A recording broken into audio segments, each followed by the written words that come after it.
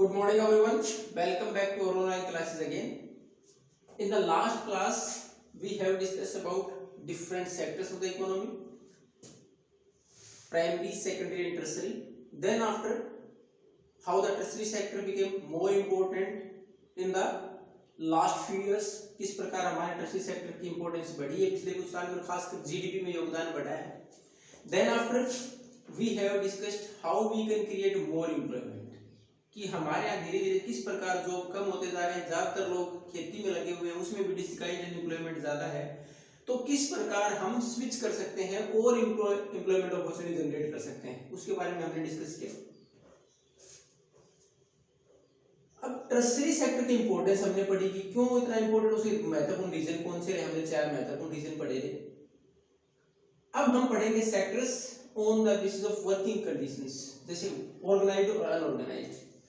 अब ये sectors organised कौन से हैं, अनऑर्गेनाइज्ड कौन से हैं, हम इसे 2 एग्जांपल के साथ दे रहे हैं. One of the Kanta and the second one is Kamal, कि 2 व्यक्ति हैं जो काम कर रहे हैं, उसके अनुसार उसको डिस्क्राइब कर रखा कौन सा ऑर्गेनाइज्ड है, कौन सा अनऑर्गेनाइज्ड है. कांता की बात करें, सुबह ऑफिस जाती है, उसके बाद उसकी 8 घंटे ड्यूटी है, शाम को 9:30 से 5, 5:30. उसके बाद अगर वापस आने, उसको जब संडे होता है, संडे के दिन वो नहीं जाती, लेकिन पेड फॉर दैट, उसके लिए उसको सैलरी मिलती है. उसके बाद उसको पीएफ उसका मेंटेन होता है. अगर एक्स्ट्रा वर्किंग आवर्स में काम करता है तो ओवर टाइम उसको मिल रहा है. उसके बाद दूसरा एग्जांपल देखा, कमल एक किराना स्टोर पर, जैसे हमारे सामान्य दुकान पर काम करता है. उसका कोई टाइम फिक्स नहीं है, सुबह 7 बजे रात को हो सकता है 9 बजे तक वापस आए. जिस दिन संडे को नहीं गया तो उस दिन पैसे नहीं मिलते. तो ये कुछ कंडीशन दे रखी है जिससे ये डिस्क्राइब कर रहा है कि ऑर्गेनाइज्ड और अनऑर्गेनाइज्ड सेक्टर है क्या.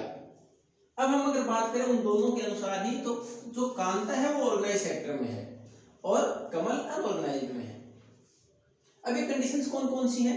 अगर ऑर्गेनाइज्ड की बात करें, the organisations which are registered with the government और run by the government which follow the government rules and regulations, जो सरकार के पास रजिस्टर्ड है, सरकार के नियमों का पालन करते हैं. The term of employment is confirm और सिक्योर कंटिन्यू, जो हमारे पास रोजगार की शर्तें हो लिखित और रेगुलर होती हैं, नियमित है. Assurance of job is there. अब इसके अंदर हमारे पास बहुत सारे प्राइवेट, जैसे हम बात करें Reliance, these are limited corporation which are following the guideline of the government. उसमें बहुत सारे एक्ट सरकार ने बना रखे हैं, the factory act, the minimum wages act, the gratuity act. ये बहुत सारे नियम जो बना रखे हैं उनका पालन करते हैं सारे organisation, either run by the government, जो गवर्नमेंट के द्वारा चलाए जाए, या फिर गवर्नमेंट के पास रजिस्टर्ड है ऑर्गेनाइजेशन. अब ऑर्गेनाइज सेक्टर में हमें फैसिलिटीज क्या क्या मिलती हैं, क्या अंतर है इन दोनों में? देखो, ऑर्गेनाइज सेक्टर में हमने शुरुआत से डिस्कस किया, जैसे कांता का एग्जांपल लेके. तो ऑर्गेनाइज सेक्टर की बात करें तो हमारे एक तो रिटन अपॉइंटमेंट इज गिवन, हमें रिटन अपॉइंटमेंट दी जाती है कि on which conditions you are hired, कि किन कंडीशन पर आपको रखा गया, क्या कुछ आपकी जो प्रोफाइल रहेगी, यानी आपका काम क्या रहेगा, सब उसके अंदर मेंशन होता है. शर्त मेंशन होती है कि आपको कुछ समय के लिए प्रोविजन पर रखा जा सकता है, कॉन्ट्रैक्चुअल पीरियड हो सकता है, उसके बाद कंफर्मेशन दे दिया जाता है. तो एवरीथिंग इज इन रिटन. पहले तो रिटन अपॉइंटमेंट लेटर मिलता है. अनऑर्गेनाइज्ड में ऐसा कुछ भी नहीं होता, यहाँ अवेलेबल नहीं है. अगर आप दूसरी बात करें, जहां हम ऑर्गेनाइज सेक्टर में काम करते हैं, वर्किंग आवर्स आर फिक्स और these are decided by the government 8 hours per day. हमारे वर्किंग आवर्स फिक्स होते हैं, यहाँ ऐसा कुछ भी नहीं. मैंने कमल का एग्जांपल है, सुबह 7 बजे दुकान में जाएगा, रात को पता ही नहीं कितने बजे वापस आएगा. वर्किंग आवर फिक्स है. If you are supposed to work more than 8 hours, अगर आपसे ज्यादा काम कराया then over time is given, तो ओवर टाइम दिया, लेकिन यहाँ कोई ओवर टाइम की व्यवस्था नहीं है, अनऑर्गेनाइज्ड है. Then after job security is there, आपको लिखित में दे रखा है, अगर कंफर्मेशन मिल जाता है तो there are lot of ways you can go to court if सब conditions are break down by the organisation. लेकिन यहाँ ऐसी कोई भी जॉब सिक्योरिटी नहीं है. आज आप सुबह गए, 2 बार आपको बोल दिया आप घर चले जाएं, कोई जॉब सिक्योरिटी नहीं, कुछ रिटर्न में नहीं हमारे पास, हम कुछ क्लेम नहीं कर सकते. पेड लीव्स आर गिवन, जब छुट्टियां कुछ, तो हमारे पास संडे वगैरह जो हमारे पास हॉलिडेज है उसका तो पैसा मिलता है, वो उसके अलावा भी कुछ छुट्टियां ऐसी मिलती हैं साल के दौरान जिनकी सैलरी भी दी जाती है, जबकि अनऑर्गेनाइज्ड सेक्टर में ऐसी कोई व्यवस्था नहीं होती. PF after retirement we required some assistance of money which is given through PF. हमारा कुछ पैसा नेट होता है, कुछ ऑर्गेनाइजेशन देता है, ultimately in the last we get a good amount to survive. Gratuity after certain period of time of your services, आपकी कुछ समय के उपरांत a certain fix amount is given annually, इस साल में कुछ एक्स्ट्रा अमाउंट आपको पे की जाती है। मेडिकल बेनिफिट्स, बहुत सारे ऑर्गेनाइजेशन है जो आपको मेडिकल बेनिफिट्स भी देते हैं कि आपको कुछ मेडिक्लेम्स वगैरह ऑर्गेनाइजेशन की तरफ से दिए जाते हैं, कितने तक का क्लेम हम भरेंगे। अदर फैसिलिटीज में क्या है, साफ पीने का पानी भी होगा आपके पास। अगर आपकी कोई ऐसी साइट है जहां कुछ डेंजर हो सकता है, खतरा हो सकता है, तो आपके पास ऑक्सीजन सिलेंडर वगैरह की बात करें या फिर फायर फाइटिंग इक्विपमेंट्स की बात करें, टॉयलेट्स वगैरह, सैनिटेशन की अच्छी फैसिलिटी, तो कुछ फैसिलिटीज इसमें अच्छे से मैनेज की जाती है, जबकि ऐसा ऑर्गेनाइज सेक्टर में ऐसी चीजें नहीं अवेलेबल होती। अब हमारे पास हमने चीजें देखी, देखो कितना सारा अंतर है ऑर्गेनाइज्ड और अनऑर्गेनाइज्ड। अनऑर्गेनाइज्ड में बहुत सारी कंडीशंस ऐसी हैं जहां की एक तो सबसे बड़ी तो जॉब सिक्योरिटी नहीं है, कब तक निकल जाएंगे, कब तक काम होगा पता नहीं, वर्किंग आवर्स की कोई जिम्मेवारी नहीं, कब तक होगा, कब बीमार पड़ जाए, कोई हमारे पास पेड लीव वगैरह का कोई अलग से कोई व्यवस्था नहीं है, कोई मेडिक्लेम वगैरह नहीं है। We are suffered a lot. अब हमारे पास अनऑर्गेनाइज्ड सेक्टर में काम करने वाले लोग ज्यादातर हैं कौन, who are unorganised, how to protect them, और उनको कैसे सुरक्षा प्रदान की जा सकती है।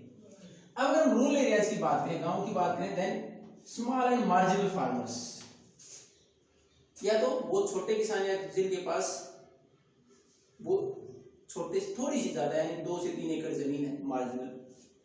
अब गांव के अंदर 80% फार्मर्स आर स्मॉल और मार्जिनल फार्मर्स। दूसरा कौन होते हैं गांव के अंदर अगर बात करें तो लैंडलेस एग्रीकल्चर लेबर, जमीन नहीं है, मजदूरी का काम करते हैं खेती में, अनऑर्गेनाइज्ड सेक्टर। अब उसके साथ साथ अगर हम बात करें तो जैसे कुछ एक सेक्टर तो ऑर्गेनाइज्ड है, वो भी अनऑर्गेनाइज्ड की तरफ बिहेव करना शुरू कर देते हैं। They are not following the conditions of the government, they try to get from the taxes, how to save their tax को कैसे बचाया जाए, how to avoid the labour laws का पालन कैसे नहीं किया जाए, उसके तरीके ढूंढ लेते हैं। वहां भी कई बार कंडीशन अनऑर्गेनाइज्ड जैसी हो जाती है ऑर्गेनाइज्ड सेक्टर में। अब गांव की अगर दूसरी बात करें तो आर्टिसंस, जैसे आपके गांव में अगर आप बात करें तो कई प्रकार के मटके बनाने वाले हैं, फिर ये आपके यहाँ जैसे आयरन स्मिथ, लोहे का काम करने वाले हैं, लोहार हैं, तो ये भी अनऑर्गेनाइज्ड सेक्टर में है, स्मॉल स्केल में। अब अगर बात करें हम शहरों की तो सबसे ज्यादा अनऑर्गेनाइज्ड सेक्टर की बात करें तो कैजुअल वर्कर्स, जो डेली मजदूर के तौर पर किसी साइट पर काम करने जाते हैं, आज है कल नहीं है, कोई गारंटी नहीं काम की। वेंडर्स, जो गली गली घूम घूम के आते, फेरी वाले सामान बेचने जाते हैं, हेड पिकर्स, जो कचरा बीनते रहते हैं, हेड लोडर्स, जो सामान उठाने का काम करते हैं, कुली का काम करते हैं, इस तरह के लोग ये सारे क्या हैं, इसमें है अनऑर्गेनाइज्ड सेक्टर में। अब सरकार क्या करे इनके लिए, तो स्मॉल और मार्जिनल फार्मर्स के लिए जहां तक गवर्नमेंट की बात है टू प्रोटेक्ट देम, सरकार क्या कर सकती है, प्रोवाइड टाइमली सीड्स, इस समय उनको बीज प्रोवाइड कर दें खेती के लिए। देन अगर एग्रीकल्चर इनपुट्स जो बाकी खेती में लगने वाले यंत्र वो प्रोवाइड कराए जाएं, other facilities like irrigation facilities to be provided, irrigation की फैसिलिटीज प्रोवाइड करा दी जाएं। उसके साथ साथ a cheap credit to be provided, अगर उनको मान लो पैसे की जरूरत है तो सस्ता लोन प्रोवाइड करा दिया जाए। तो ये इस प्रकार के कुछ मेजर्स हो सकते हैं जिससे कि इनको लोगों को बचाया जा सकता है, इनको आगे इनकम लेवल को बढ़ाया जा सकता है। दूसरा अगर हम शहरों की बात करें तो ज्यादातर लोग कौन से हैं, जहां की स्मॉल स्केल जो इंडस्ट्रीज हैं वहां काम कर रहे हैं, तो वहां स्मॉल स्केल इंडस्ट्रीज को भी कुछ फैसिलिटीज सरकार प्रोवाइड कराए जिससे कि वो आसानी से इन लोगों को पे कर पाए। अब हमारे पास इनमें भी देखेंगे तो SC ST OBC ये जो सेक्टर हैं, ये जो हमारे पास सेक्शन ऑफ सोसाइटी है, ये और भी ज्यादा सफर करते हैं। क्यों, ये सारी कंडीशंस अनऑर्गेनाइज्ड सेक्टर में तो लागू होती हैं, यानी दोनों जगह, चाहे गांव में है चाहे शहरों में काम करते हैं, लैंडलेस फार्मर है ज्यादातर ये। अगर SC ST की बात करें तो ये तो परेशानी आएगी, उनके साथ साथ दे आर सोशल डिस्क्रिमिनेटेड, समाज में उनके साथ भेदभाव भी होता है सामाजिक। तो इस प्रकार ये हमारे को प्रोटेक्ट करना सामाजिक और आर्थिक दोनों तौर पर जरूरी है। ये थे हमारे पास आज का topic organised unorganised. Organised sector वो which are either run by the government और फॉलो द गवर्नमेंट गाइडलाइंस और rules and regulations and different acts made by the government, उनके द्वारा। और उसके बाद डिफरेंट कंडीशन ऑर्गेनाइज्ड सेक्टर की क्या क्या शर्तें मानी जाती हैं कि उसमें बहुत सारे एक्ट गवर्नमेंट के वो पालन करते हैं, वर्किंग आवर्स फिक्स होते हैं, उसके साथ साथ ओवर टाइम प्रोवाइड किया जाता है, जॉब सिक्योरिटी है, पेड लीव दी जाती है, अपॉइंटमेंट लेटर दिया जाता है रिटन कंडीशंस के साथ, ग्रेस भी दी जाती है, मेडिकल बेनिफिट्स दिए जाते हैं। जबकि अनऑर्गेनाइज्ड सेक्टर में ऐसा कोई बेनिफिट नहीं प्रोवाइड किया जाता। In the next class we are going to discuss about some more sections in the economy on the basis of ownership. कि उन सेक्टर्स को, उन इकोनॉमी को, उन इंडस्ट्रीज को चला कौन रहा है उसके बेस पर, public, private, cooperative, joint sector, what are different types of